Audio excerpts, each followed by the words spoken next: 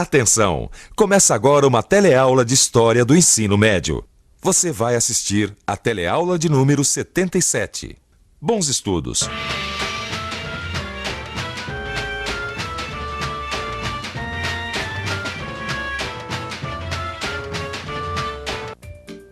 Na teleaula 13 de História, você conheceu o passado repleto de riqueza da África, que abrigou em seu território algumas das nações e reinos mais poderosos da antiguidade. E soube que até o período medieval, o continente africano era conhecido como a Terra do Ouro. Hoje, você vai conhecer o destino da África no mundo moderno. Vai saber que durante cerca de 400 anos, o continente africano foi vítima do mais longo processo de imigração forçada da história humana. Cerca de 11 milhões de africanos chegaram como escravos nas Américas. Vai ver que, além do processo de escravidão, a África sofreu com a colonização, com o seu continente sendo praticamente dividido por nações europeias. Mas vai constatar que, depois de muitas lutas, os países foram conquistando a independência. E hoje, a África luta para superar as mazelas causadas por este processo longo e doloroso pelo qual passou.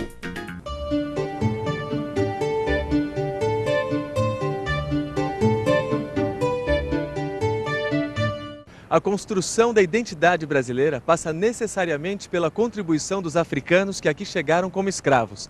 Transformaram-se em cidadãos brasileiros e nos legaram seus valores civilizatórios e uma cultura riquíssima. Uma boa palavra para sintetizar a África é diversidade. Nas paisagens, nas línguas faladas, nas opções religiosas, nos costumes e modos de vida, a África é um continente plural. E isto não acontece apenas de um país para outro, mas mesmo dentro de uma mesma nação. A Nigéria é um bom exemplo. Lá se fala cerca de 500 línguas, entre idiomas e dialetos. Seus habitantes muitas vezes falam mais de um idioma no seu dia a dia. E para eles, isso é algo que já faz parte do cotidiano. Na África toda, se fala aproximadamente 2.000 línguas com seus dialetos. E os números não param por aí. A África é o segundo continente do mundo em população, com mais de 850 milhões de habitantes. A taxa de crescimento é uma das mais altas do planeta, por volta de 3% ao ano. É o terceiro continente do mundo em extensão, com cerca de 30 milhões de quilômetros quadrados, o que corresponde a 20,3% da área total da Terra. São 54 países, sendo que 48 deles ficam no continente e 6 são insulares. Cerca de 75% deste continente se situa nos trópicos. Somente as extremidades, norte e sul, possuem clima temperado. É o mais quente dos continentes, embora possua regiões com altas montanhas cobertas por neve, como o Monte Kilimanjaro. Sabe o que mais me espanta? É como na antiguidade e até mesmo no período medieval, havia tamanha riqueza na África. O fato é que durante 400 anos esse continente passou por um processo muito cruel. Imagina a quantidade de africanos que foram levados como escravos durante esse tempo todo. É verdade. A história da escravidão deixou uma marca de violência e discriminação difícil de ser apagada. Foram cerca de 11 milhões de africanos que chegaram às Américas no mais longo processo de migração forçada da história da humanidade. Dos séculos XV ao XIX, nas aldeias e cidades da África, os jovens foram retirados à força. Tudo isso feito por atos de guerra e expedições de captura que se utilizavam do medo e da violência. A luta pela sobrevivência aprofundou as desigualdades e estimulou rivalidades. Rivalidades que até hoje afetam aquele continente. João, vem ver isso aqui. Nossa, uma escultura bonita, mas ao mesmo tempo terrível, né? Mostra muito bem o que foi a escravidão. Ela foi feita em 1936 por um escultor chamado Zezé Botelho Egas. O nome dela é... bom, nem precisa dizer, né?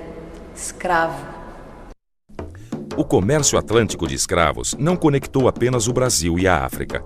Pertencia a uma rede que se estendia pelo Império Português, ou seja, por todas as terras conquistadas por Portugal. Rede que incluía a participação de comerciantes ingleses, holandeses e dinamarqueses, entre outros. Este infame comércio, como ficou conhecido mais tarde, o tráfico de escravos, incluía as distantes cidades costeiras da Índia até Macau, na China. Mas cerca de 4 milhões ou mais foram trazidos para o Brasil. O que significa que por volta de 40% dos africanos escravizados foram trazidos para trabalhar na lavoura com a cana-de-açúcar, o tabaco, o algodão, o cacau, o café.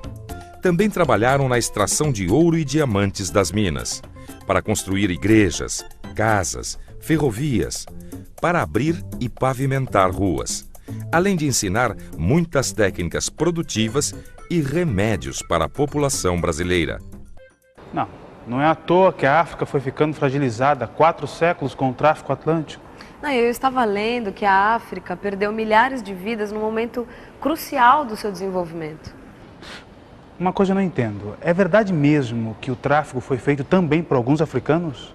Estranho, né? Nossa, como é que puderam traficar os próprios irmãos? É que eu acho que muitos daqueles povos não se consideravam irmãos. Inclusive, muitos deles chegaram a guerrear entre si. A ideia do africano como unidade surgiu no século XIX e muito por causa das lutas contra a escravidão.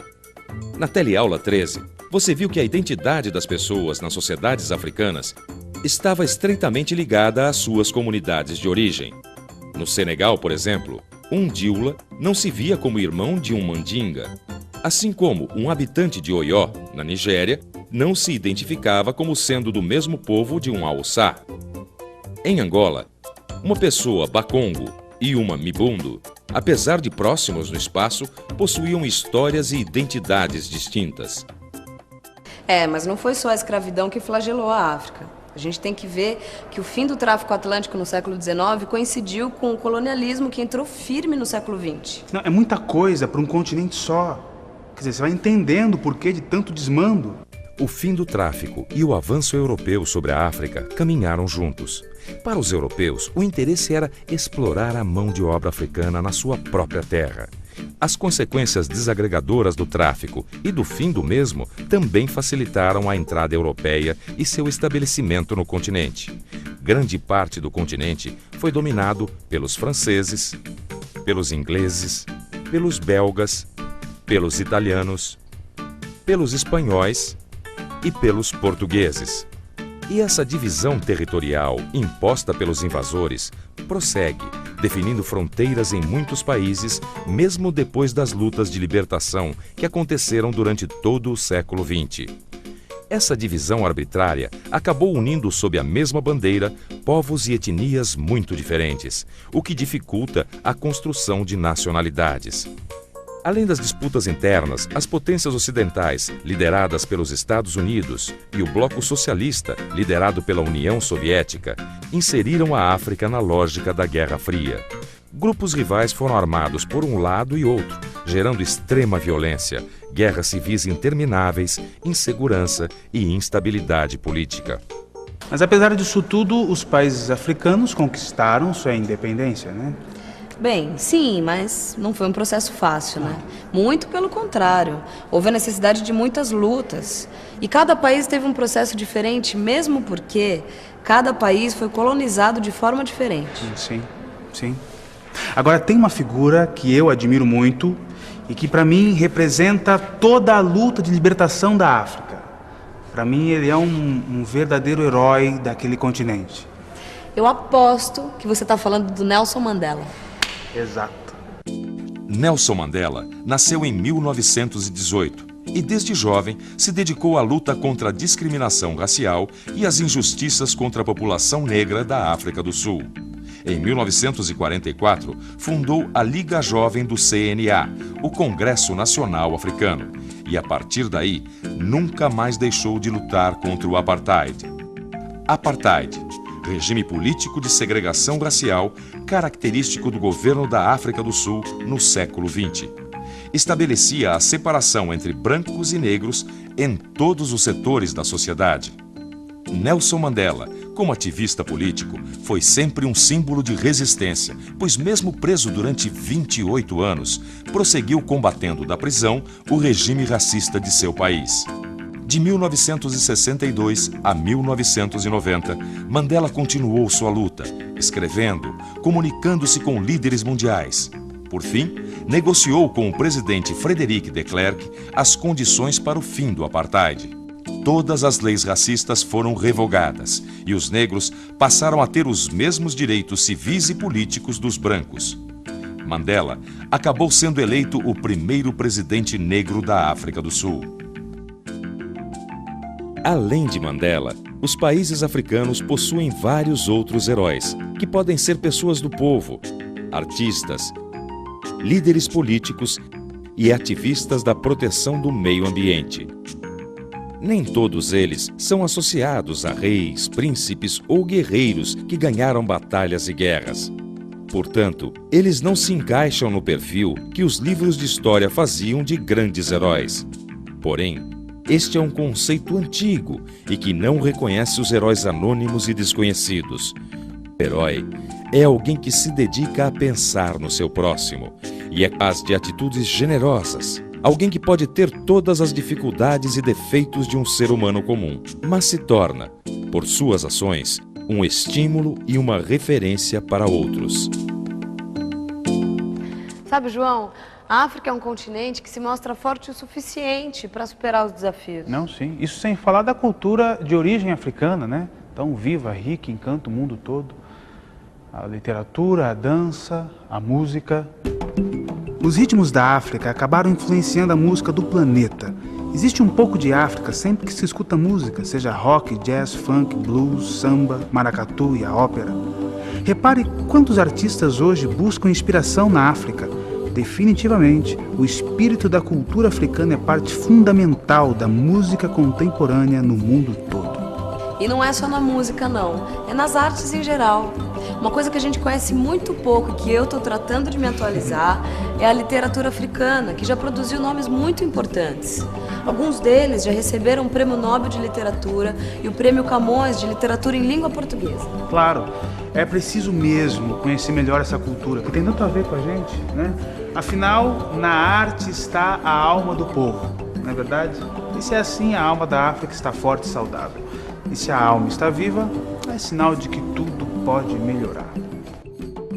E tudo parece melhorar na África do século XXI. Apesar de todos os seus problemas, o continente africano iniciou o século com uma realidade um pouco mais promissora. Houve uma redução dos conflitos e um grande crescimento econômico em alguns países.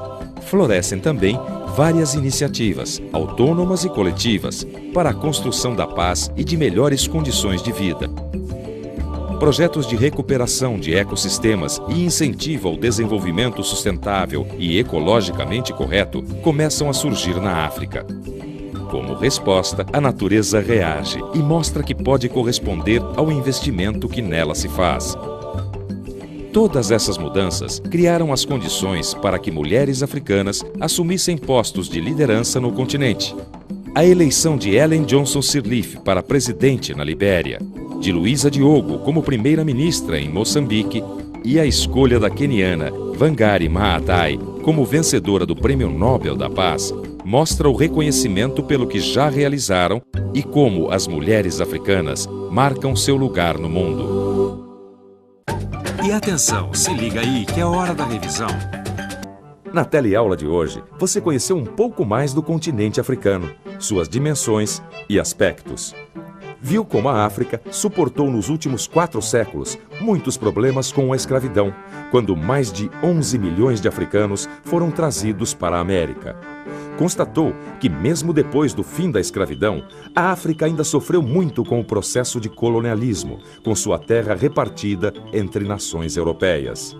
Viu que, apesar de todos esses problemas, os países africanos foram recuperando sua independência. E todas essas lutas podem ser sintetizadas na figura emblemática de Nelson Mandela, que conseguiu derrotar o regime do apartheid na África do Sul. Por fim, soube que a cultura africana, seja nativa, seja a que foi levada pelos escravizados, influenciou as artes no mundo inteiro e que nesta cultura, a alma da África ainda permanece viva e cheia de esperança. E agora vá direto para o seu livro de história. Lá você vai poder aprofundar todos esses assuntos que viu aqui. Bons estudos!